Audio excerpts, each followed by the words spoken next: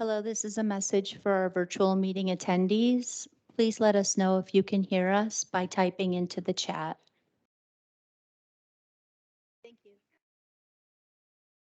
That.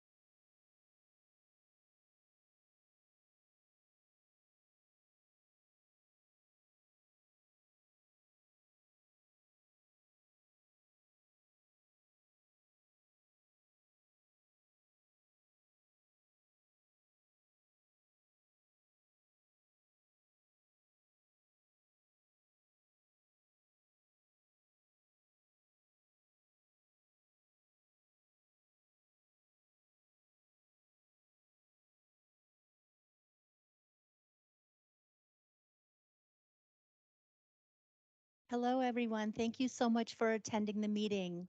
In the back, can you hear me okay?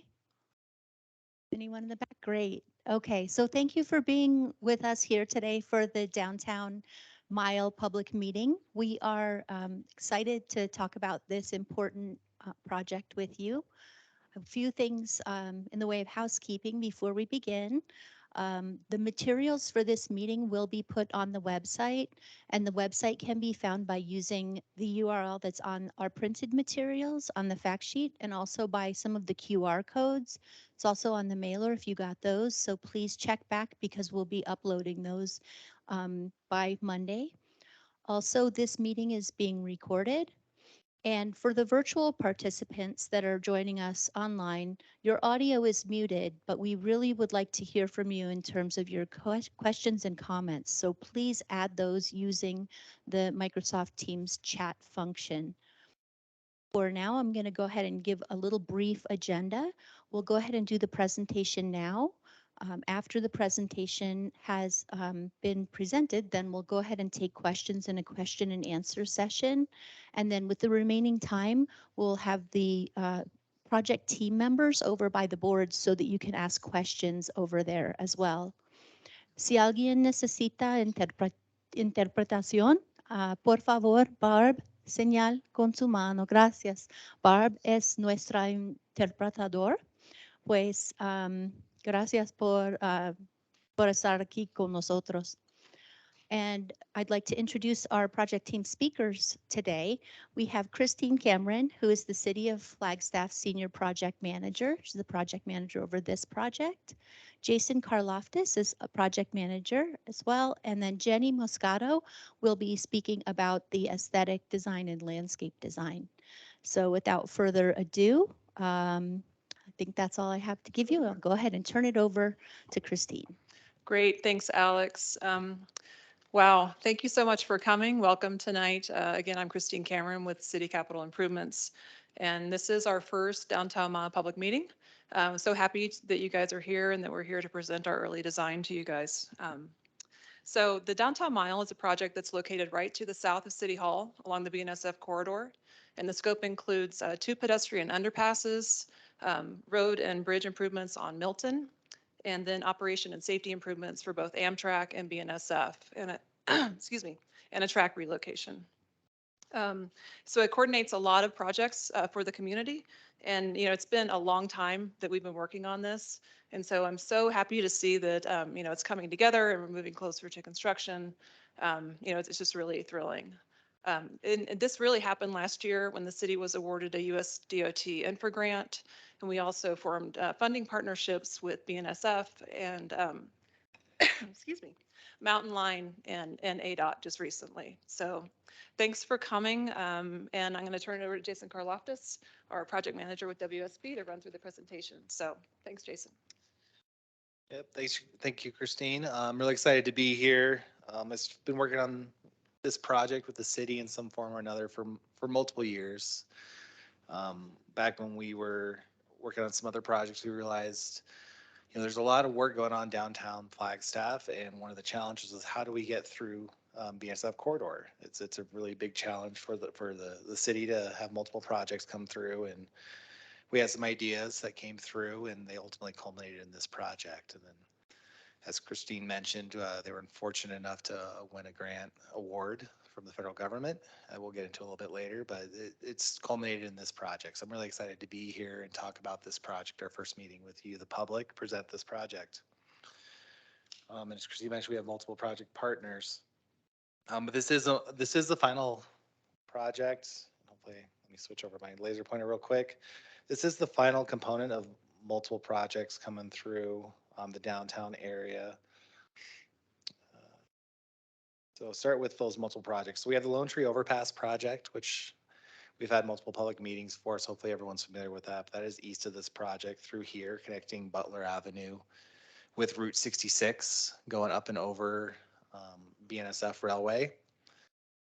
We have the Army Corps of Engineers Flood Control Project, which is going to help mitigate some of the flooding we have in the downtown area and Southside neighborhood, which has a box culvert going through BNSF Railway corridor. So it's another project. We had a Florence to Walnut pedestrian underpass that had been planned by the city for a long time, over a decade, with the biggest sticking point is how do we get this built while maintaining train traffic. And we have some other smaller projects through downtown area. So a lot of that came together with this project. We came together with an idea of if we have this project, how about we combine them all into one project by relocating and shifting BNSF tracks, rebuilding it. BNSF also had a goal to provide them a little bit more space for their corridor. We came together on this project concept called the Downtown Mile. So the Downtown Mile itself is named after sort of the limits of the BNSF corridor, which starts west off this map at Clay Avenue, where it runs into the BNSF corridor. And if you take into account the limits of Lone Tree, ends at Ponderosa Parkway. So it's a pretty big stretch through downtown Flagstaff. Within the Downtown Mile component, we have 7 key items that we're sort of highlighting on this map. We have the Burlington Northern Santa Fe Railway corridor, which will be realigned to help facilitate construction of these projects. The basic concept is to realign BNSF north. It's actually being realigned into its original alignment. So when the current Milton Underpass was built that you guys all drive through today, it was actually shifted south from the original BNSF alignment to facilitate that construction. So to facilitate this construction, we're actually moving it back north to allow us to phase in these structures. When I talk about phasing, is we'll build different components at different times, so that way BNSF operations aren't impeded. That's a very big part of this project, an important goal for BNSF as a major project partner. We have the Florence to Walnut Underpass, which provides multimodal connectivity for project partners and neighborhoods to the west of Milton. And then we also have a pedestrian underpass. We are going to parallel the Rio de Flag Army Corps project to the east of Milton. So we're going to provide 2 new multimodal underpasses for peds and bikes on each side of Milton, just to enhance some multimodal mobility across the corridor. We are reconstructing the Milton Bridge. The one you guys see out there today will be shifted north along with the tracks. We're also have a project goal to increase the vertical clearance out there. If you guys have seen that sign on the bridge, it's got a clearance of 13.9.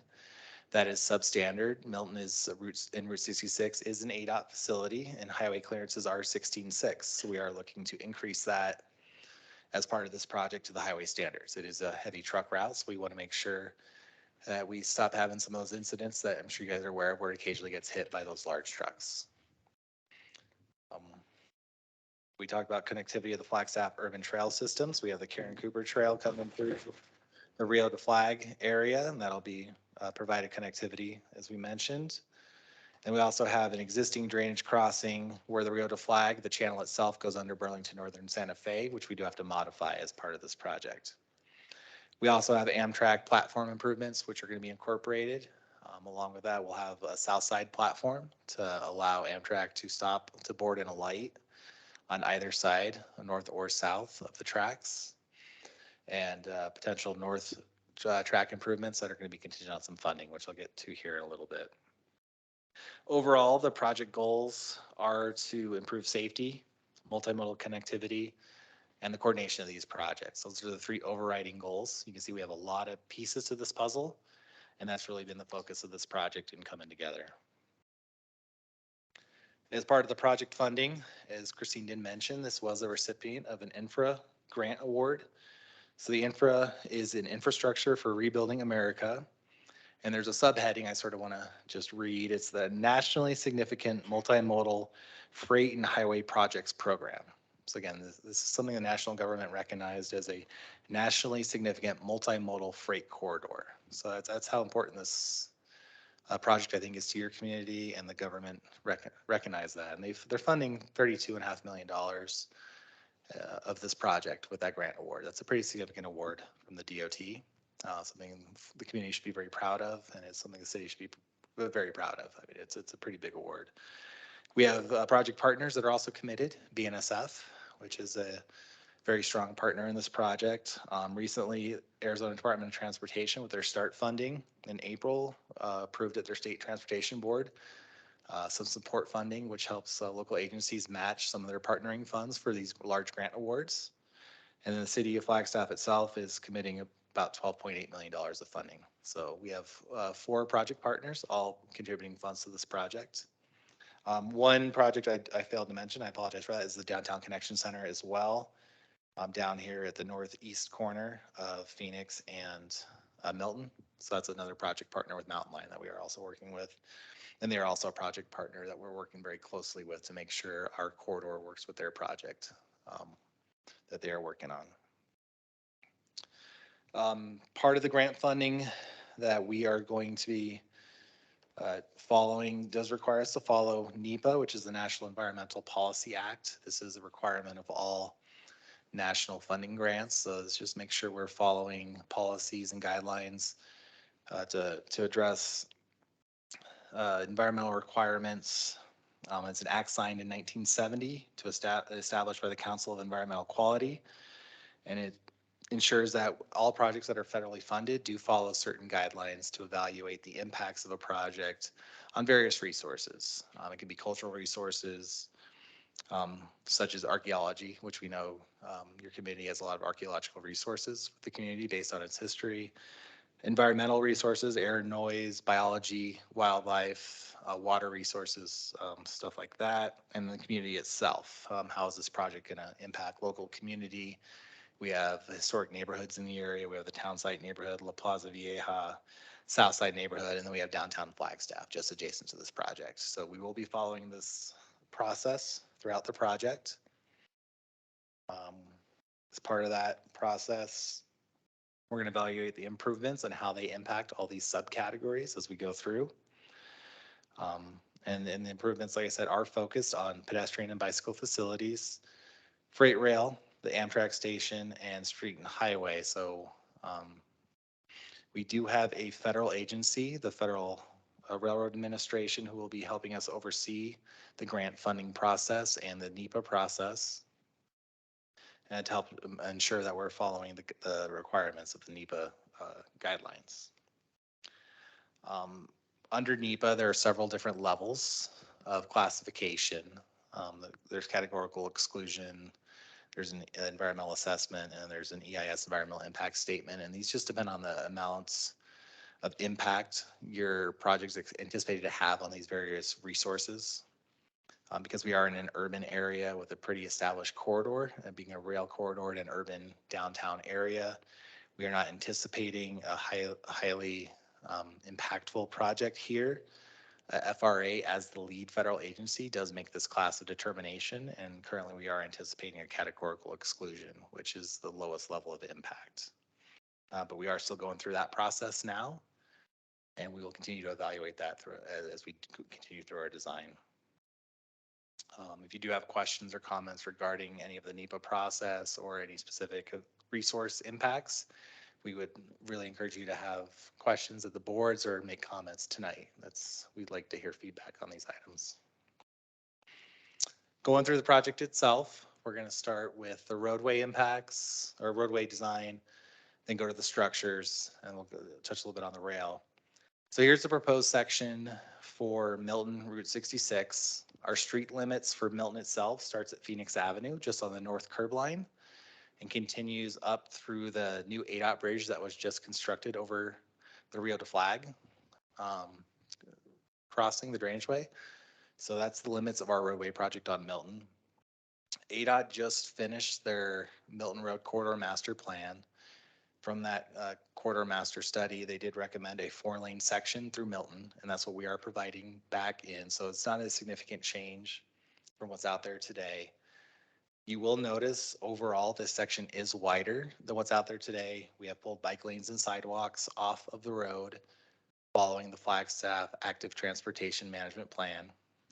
And we do have a wider parkway. One of the goals of the corridor master plan and one of the goals of the city and BNSF is a build once thought process. If we ever do have to widen Milton, we don't want to have to build this bridge a second time. So there is enough room in that parkway to add potential future lanes if we ever need to as a city.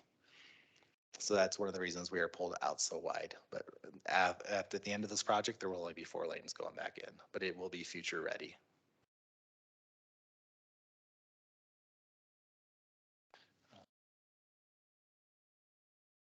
Going to downtown or going to the Santa Fe Street section. So I'll go into the intersections themselves. So right now, Sitgreaves and Santa Fe are sort of split coming into Milton. We'll be combining those movements into one street, and I'll show that in a second. But we'll be going to a more traditional 2-lane roadway, 1 lane each direction, on-street bike lanes, sort of matching a little bit what's coming off of Route 66 and what's out there in the downtown area today in parts with parkway and sidewalk pulled off the street.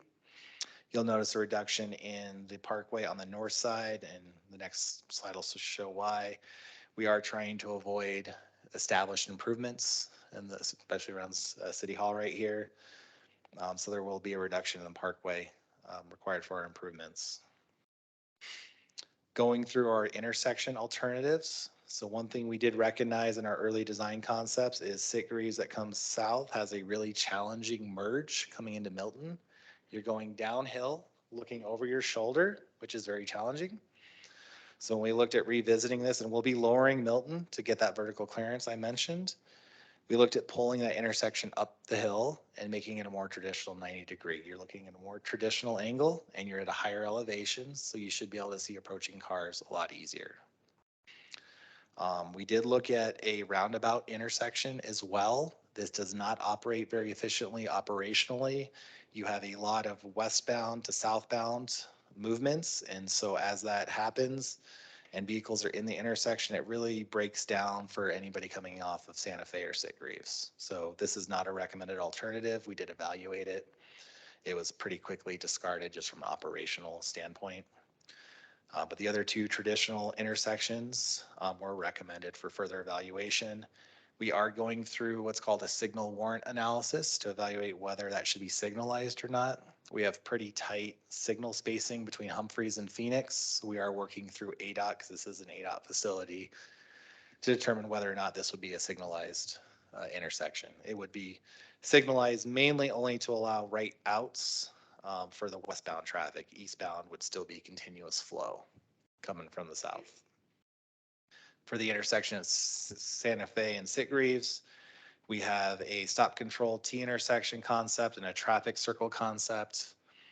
Right now, our recommendation to the city is the T intersection stop control, because as similar to the roundabout, a traffic circle, especially when school gets let out, we get a heavy volume coming from the southbound from the north.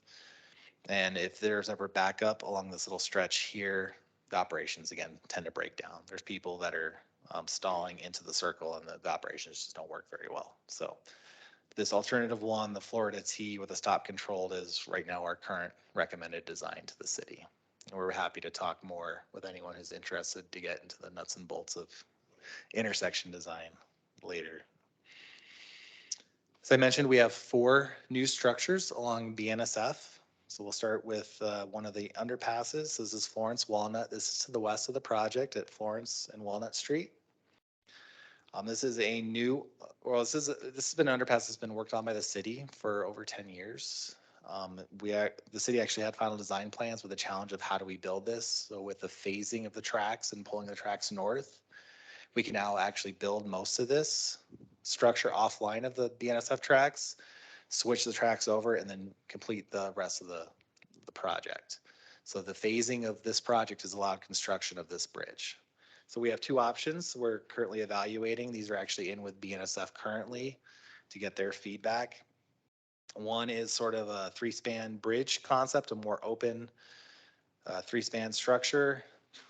We're providing typical multi-use path clearances, 10-foot vertical, 16-foot trail widths, or we have an underpass structure, which is more of a box structure. It's a little bit less expensive overall, but has a little bit more constructability challenges. So we're evaluating both costs, constructability, construction speed, and operability for the trains. And so that's what we're waiting for feedback from BNSF now. But right now we are still evaluating both options.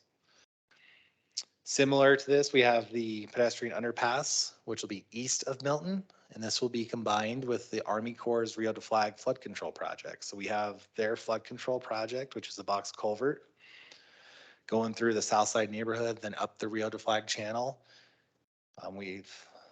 That's what this blue here is representing their water that will be coming down the Rio de Flag, capturing that water.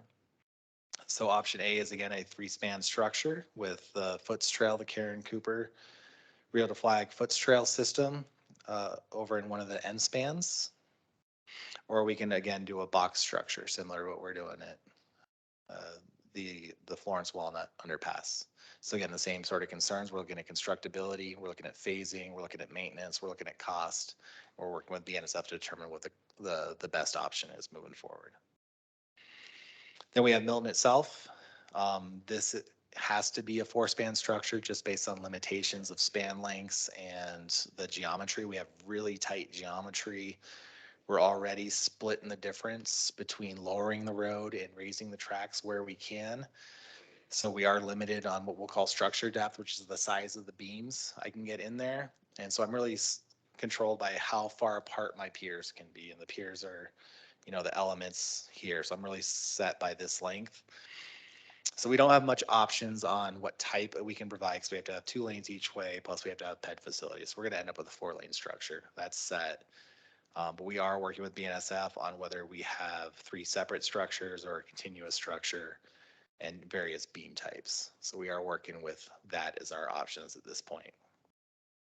And that is also in with BNSF for review. Then we have our 4th crossing. This is the existing Rio de Flag crossing underneath BNSF. This was flowing really well all spring, if anyone was out there watching it flow. One of our project goals was to maintain the amount of water that's flowing under now as part of our project. We will be building ahead of the Army Corps' Rio de Flag project because we have to build our structures before they can build their box culvert. And to do that, we have to push the tracks north. So we have to modify their existing bridge, which isn't easy to widen. So instead we are going to replace it with a box culvert system, whether it's boxes or pipes. And so we are evaluating both options to see what's better hydraulically, the capacity of how much water can get under there. But our project goal is to maintain operability of that channel as the temporary period between when our project's done and the Corps' project is done. And their box becomes active because after they're done, they're actually going to take most of the water, and most of the water that's under there today is not going to continue in that channel. For Amtrak, going further east between Beaver and San Francisco, we do have a new 3rd rail coming through downtown as part of this project in Lone Tree Overpass. One of the improvements that comes along with that is looking at a South Amtrak platform. One of the big goals is right now Amtrak has to switch along the BNSF tracks to the north platform to board and alight. There are times we have learned that they do have to stay on the south side, and there are challenges to board and alight when they're on the south side. So creating a new South Amtrak platform is a project goal to make that easier. So that's what you're seeing here. And with that, we're also looking at doing improvements to the north platform. It doesn't currently meet all the design requirements for Amtrak or BNSF. There's some drainage issues, and then there's some platform to rail issues that we're looking at resolving as part of this project. The city is actually submitted on another grant called a CRISI grant. It's another funding agency that we are hoping to hear positive news this month. So if everyone can keep their fingers crossed, we'd appreciate it. We're hoping for more good news for the city. But hopefully we get that by the end of the month. I mentioned safety is a big project goal of this project. So as part of this project, we are committed to doing a rail safety plan. This is a program that FRA encourages local communities to follow to improve safety along their corridors. And so we will be developing a rail safety plan along with this project. It's a program that evaluates risk along rail corridors through communities, and I'll sort of cover their keystones, but it's an evaluation of intentional and unintentional activities for trespass and passenger vehicle and pedestrian interfaces. Right now, you guys are all familiar with Beaver and San Francisco by providing two new grade separated multimodal underpasses along with Lone Tree, which is an overpass. Hopefully we'll be able to provide some access points that are grade separated, so there's no longer an at grade conflict at the same level. But we'll also be evaluating those gate systems at Beaver and San Francisco to see how we can improve safety. Could also be looking at stuff like fencing.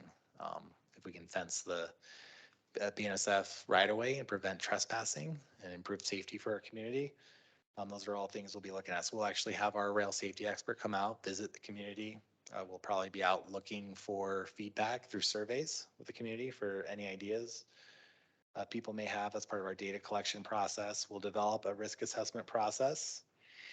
We'll have a draft plan that we'll submit to the city for input, and then we'll evaluate comments and receive feedback and get a final rail safety plan. So I mentioned FRA sort of has guidance on how to follow this process. I have a link here, which again, these slides are on the website if anyone's curious for more, but their goals on this plan is to provide education, engineering, and enforcement. So it's a holistic view of how to do this. And then we will use data and statistics to back up any goals or processes we identify as part of this plan. This is another element. If you guys have any thoughts on rail safety plan, any early feedback would be greatly appreciated. So if you guys have any thoughts or comments, please take time to fill out a comment card tonight. We'd love to hear from you guys. With that, I will turn it over to Jenny, who's with Wheat Design Group for landscape and aesthetics.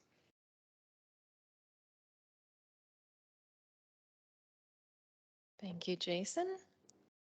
Hi, everyone. My name's Jenny. I work with Wheat Design Group, and we're based in Tucson. We have been around for over 40 years, and we do transportation landscape architecture projects like this and at this scale a lot across the state.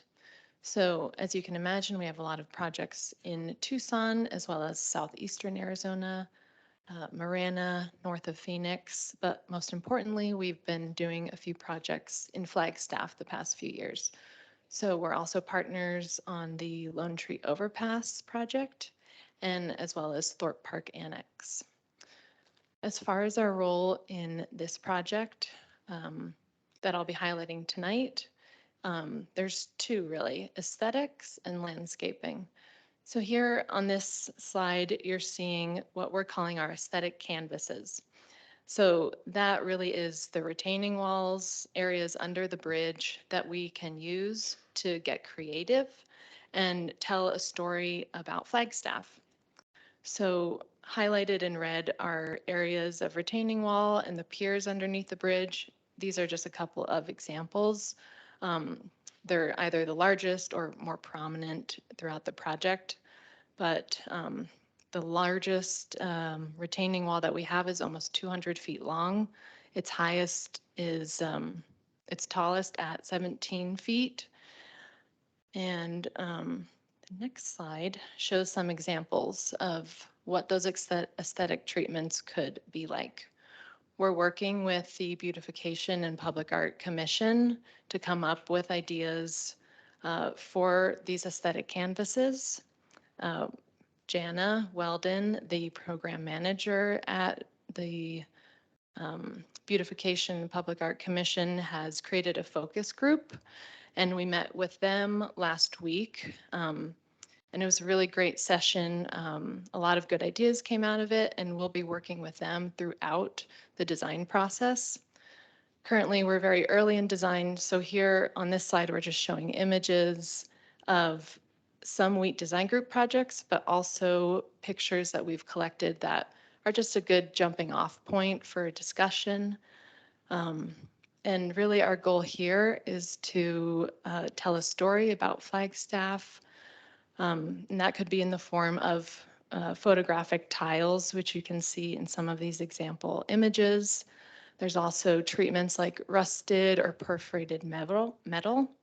And there's treatments, textures that you can do to concrete too, to hopefully tell a story about historic figures or places, things that are important in Flagstaff. So lastly, this slide shows landscape opportunity areas. And there, along the road, there's the wide parkways that Jason was mentioning, as well as some larger spaces. And alongside the map here is a potential plant palette, some native plants, drought tolerant plants, and ones that would do well in this very urban setting. So we're working with parks and also happy to gather feedback here about what plants you see do well. Again, we're based in Tucson, so still trying to figure out what are the best plants for these urban environments. And I think I'll leave it there and send it back to Jason. All right, so project schedule. We started this project at the beginning of this year, back in January. And along with that, we started the NEPA process. We're now about halfway through the year with our first public meeting. From a design perspective, we're about 30% of the way through, working with our project partners in their review period right now. We have a public meeting, a second public meeting planned. Schedule will be dependent on when we get through the next level of design, which will be about 60% level. We plan to have a public meeting around then. We expect design to carry into next year and the NEPA process through the end of this year at least, if not into early next year. Rail safety plan will start up sometime this summer and carry into next year as well. And construction, we're hoping to get a shovel in the ground sometime in 2025. So that's a high level construction or a high level design schedule and construction schedule. And so with that, we will turn it back over to Alex. Thank you so much, Christine and Jason and Jenny, for talking us through those slides. I'd like to focus on this slide for a moment because we are really excited that you're here today. And it's really crucial for us to hear your thoughts on all of these project elements and to have you ask your questions and to make sure that they're answered for you, because we're really respectful that this is your home, your community. And so please stay engaged with us by going to the project website. You have an opportunity to call or email Christine as well. She puts her own phone number and email on all of the materials so that she's accessible to you. And then at this point, if you just give us a moment here, we're going to do our question and answer session. And I wanted to let you know that I can bring this microphone around for you. And if I can just hear from someone on the chat, if there are questions, we'll go to the folks on the phone as well. So if you're with us on the virtual meeting, please use the chat function to ask your questions, and we'll be sure to answer those for you as well. But we'll go ahead now and we'll start in the room. Does anybody have a question? Okay, great. I'm going over here.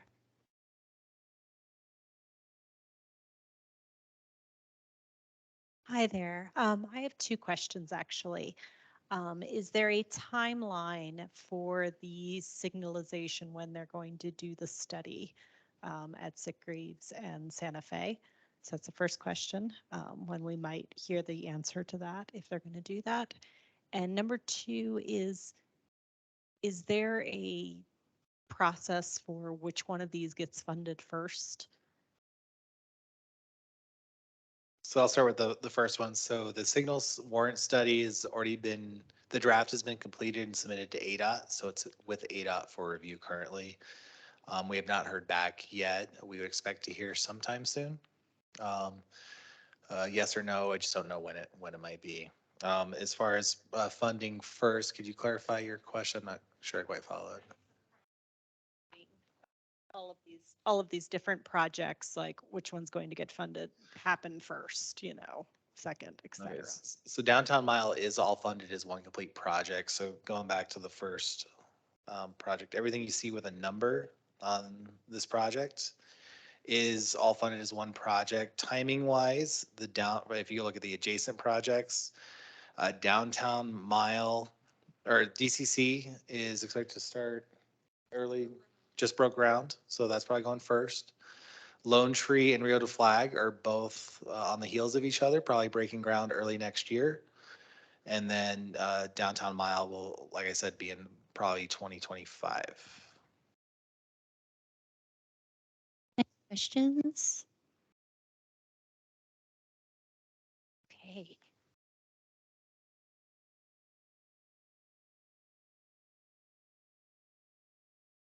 Hi, so earlier, we saw an example of what improvements to Milton and Route 66 could look like with separated bikeways. I'm just curious how extensive that is, or like where are the borders to those improvements? So the bike lanes for this project are limited to the borders of of the roadway reconstruction. So going in here is a little hard to see. So the bike lane improvements, and it's going to be a little bit easier to see on the roll plot back there. So I encourage you to come back and look at that roll plot with us. But we are picking up the bike lanes, moving them off road at about where the Rio de Flag Bridge is currently that ADOT just built. And then they'll re-enter the roadway at the Phoenix intersection for the Milton section. There is a bike lane that continues on Route 66 to Santa Fe, and they can continue on Santa Fe in bike lanes or exit past the intersection. Because we did think about how a cyclist might want to use it on the west side of Milton. And for the Florence Walnut and Karen Cooper Foots Trail systems, we are just building the improvements in the project limits. Those Foots Trail connections will be future projects under future funding. So we're just going to build within the project limits. So the extent of the bicycle lanes are not much more beyond what you're seeing on the line work here for this project. Next question, please.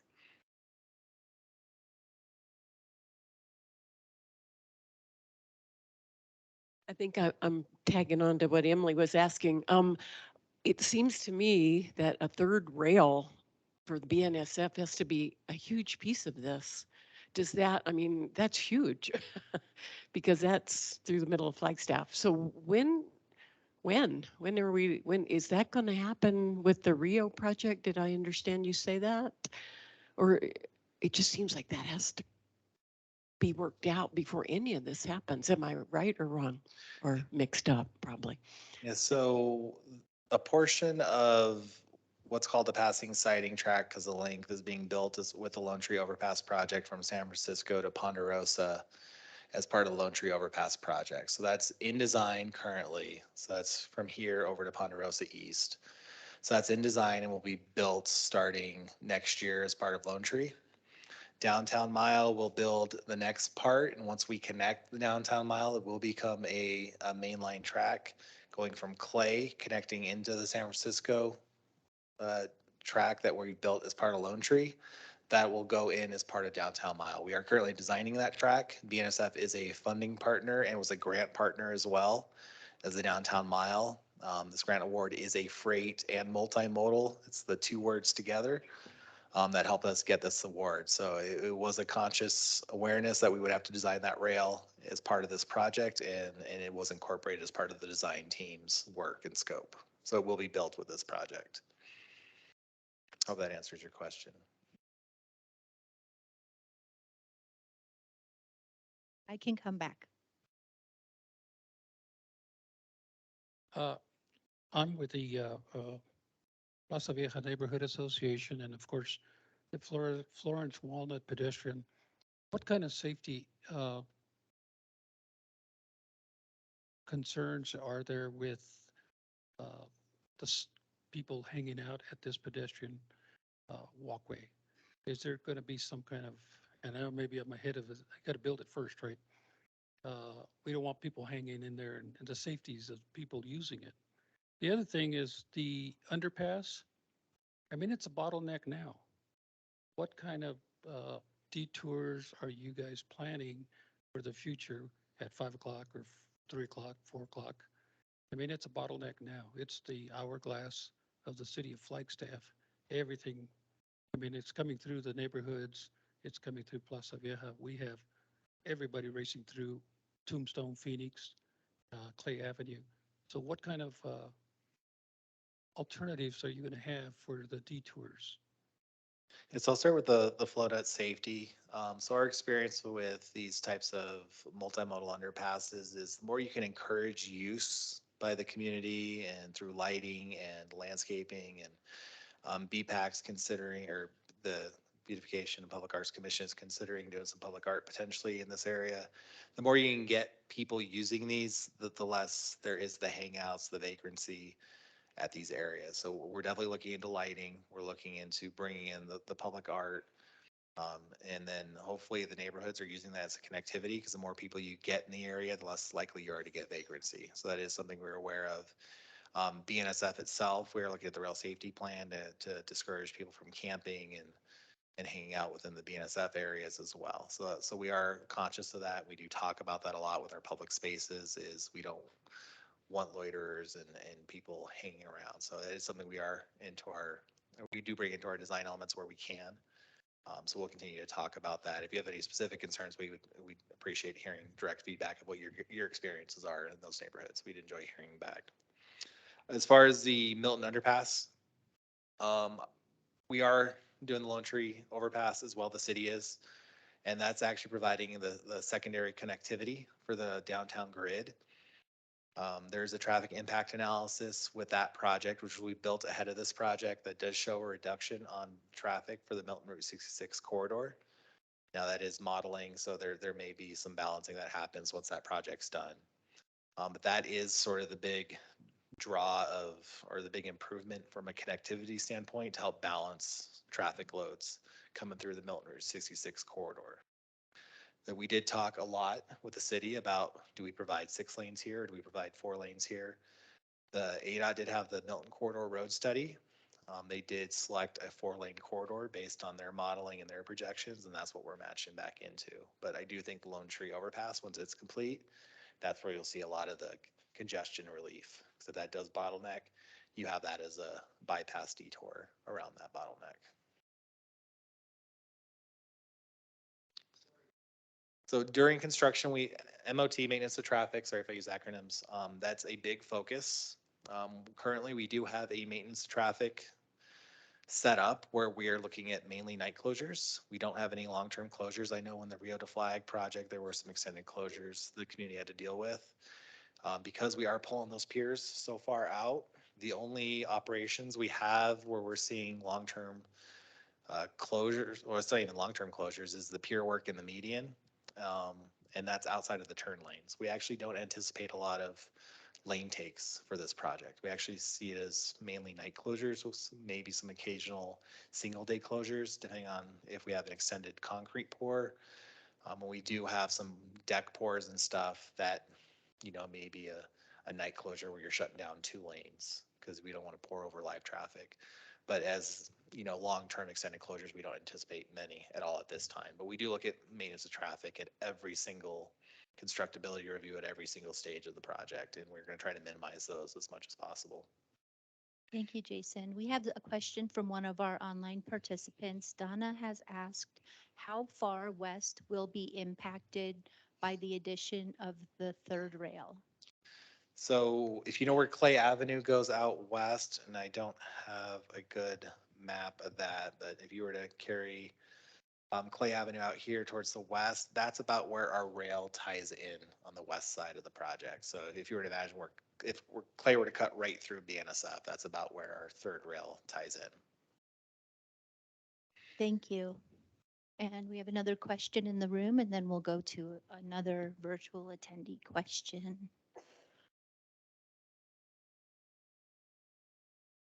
No, you mentioned the pedestrian and bike underpasses, but is there anything going to be for intersections on Beaver and Route 66 in San Francisco and Route 66 as far as potential safety intersections or any improvements to those crossings of that main thoroughfare? Only because I would say those are probably two of the most heavily pedestrian trafficked crossings in that corridor, and that's part of the downtown mile.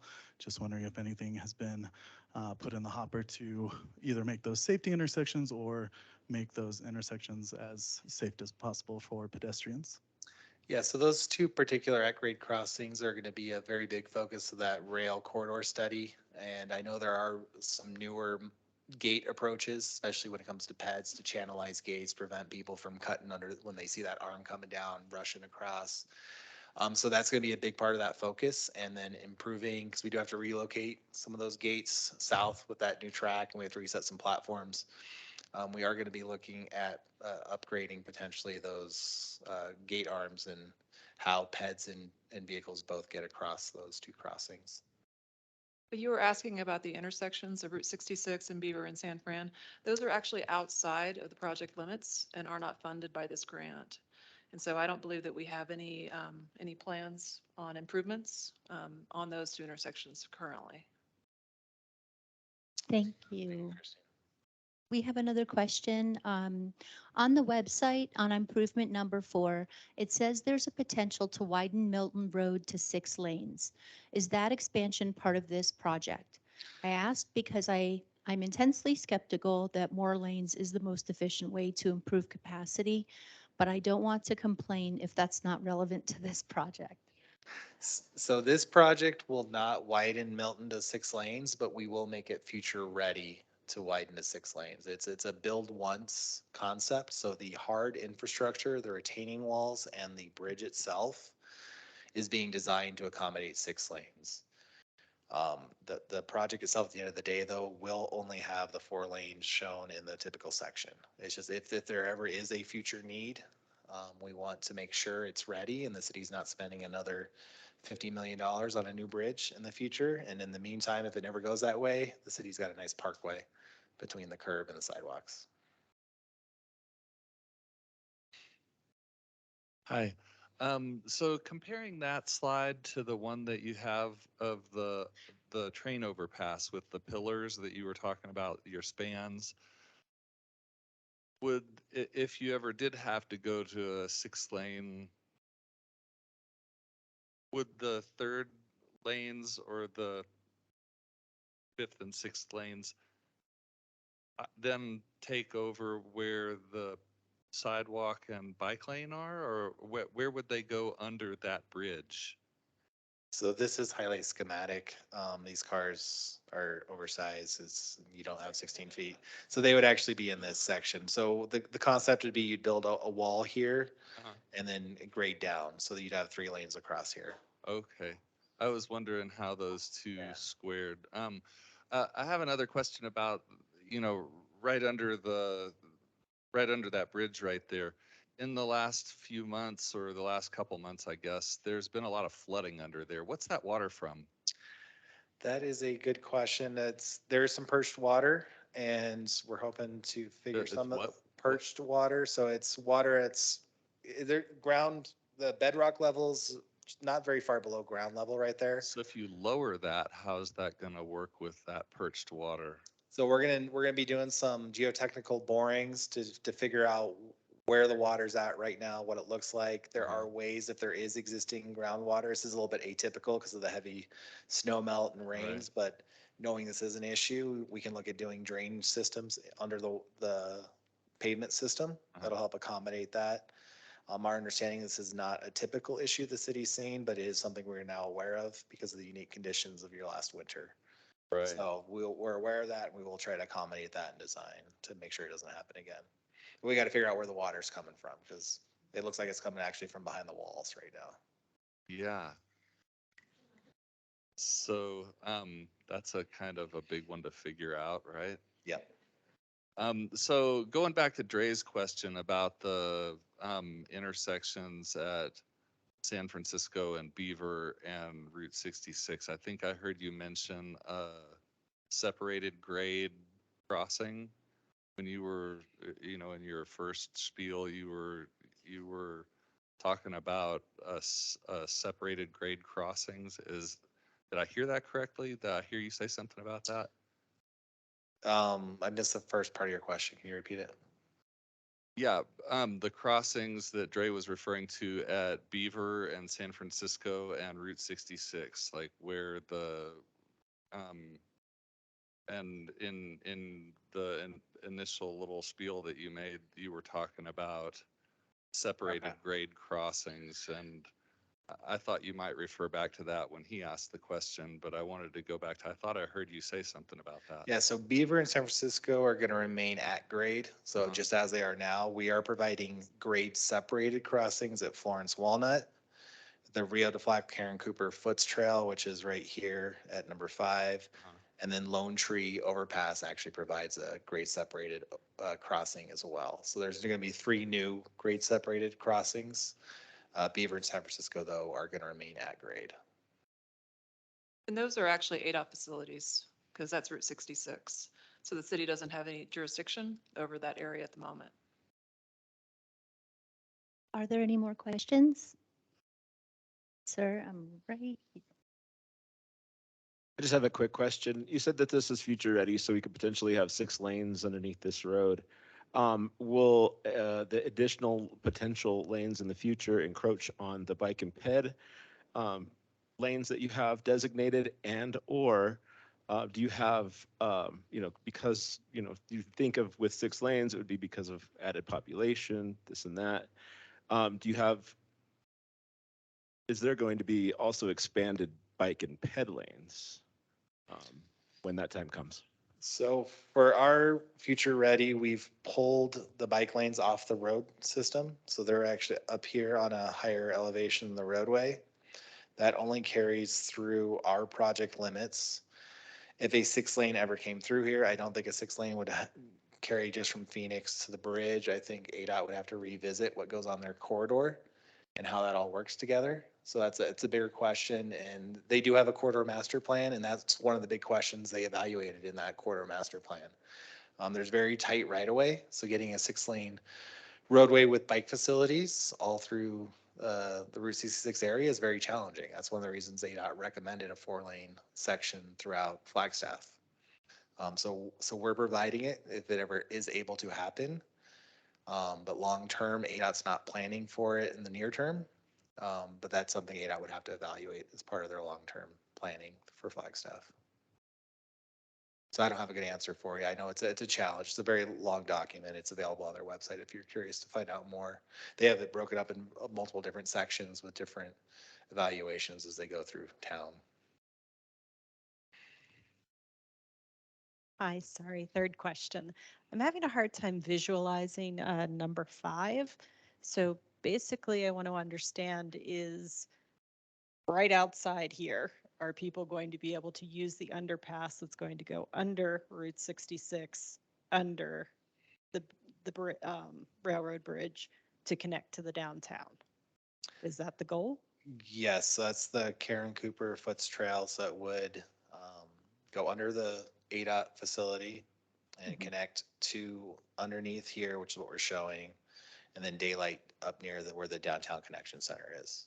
Okay, and that's a done deal. You're not waiting for. Well, we're like, not future funding, we're only funding the inside the project limits as part of this project. So that stops at the bridge.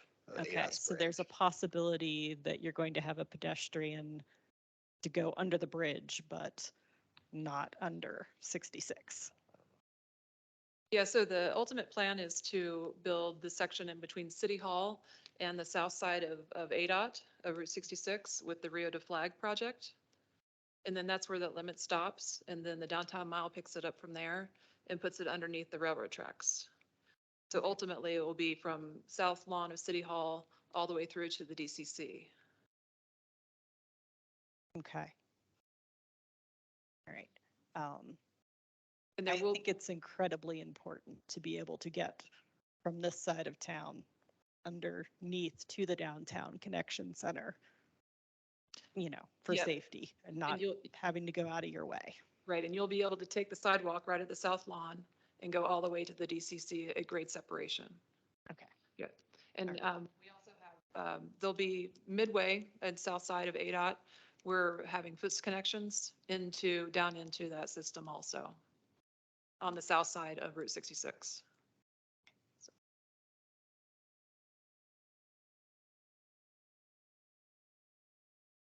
For the section of Sightgreaves south of Santa Fe where it connects into Route 66, will there be that pedestrian connection maintained where that sidewalk currently is, or will it parallel Route 66 and turn towards the east? And what will become of that triangular area where the road is being abandoned?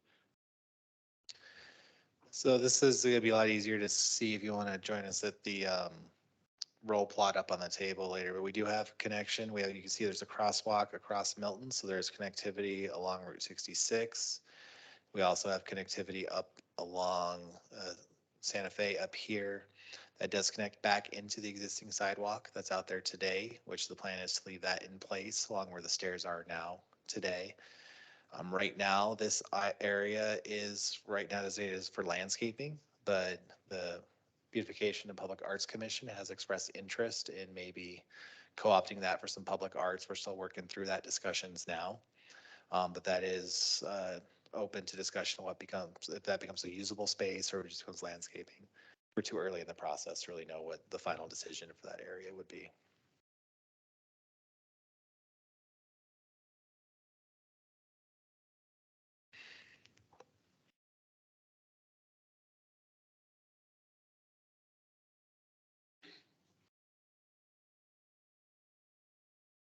So the Amtrak platform improvements, I have a question about that. That's just providing Amtrak a way for them to unload passengers on the south side of the track without having to change tracks and have them unload on the north side. Correct, yes. So it's not going to change anything about when Amtrak pulls up and closes those roads for however many 10 or 15 minutes. It doesn't affect us. It only affects the 10 or 15 people that get on or off of the train in the morning. It's still going to close the roads. Correct. All right. Actually, yeah, we met with Amtrak last month, and they're actually looking at pulling through and not blocking both of those streets. So if you're at the station and you need to board on the south platform, you can get from north to south and it won't be blocked. And so that's something that they've agreed to. Okay, that's good. Were you saying loading and unloading in the light a little while ago? Was that? It's their term for boarding and unboarding is lighting and alighting. That's their terminology. Okay, I was like, what does he say? Sorry. Yeah, getting on, getting off. Getting on and off. That's plain English. I understand that. Okay, thank you. I thought there may be a question over here on the right side of the room. Anyone? No? Okay. Do we have any more online questions? No? Speak now. Okay. Thank you so much for your great questions and your engagement with us tonight. We do have plenty of time for you to look at the boards, and we'll meet you back there with some of the members of the project team who can speak more specifically to the maps and the boards that you can see more easily back there. So thank you once again, and we'll talk to you soon.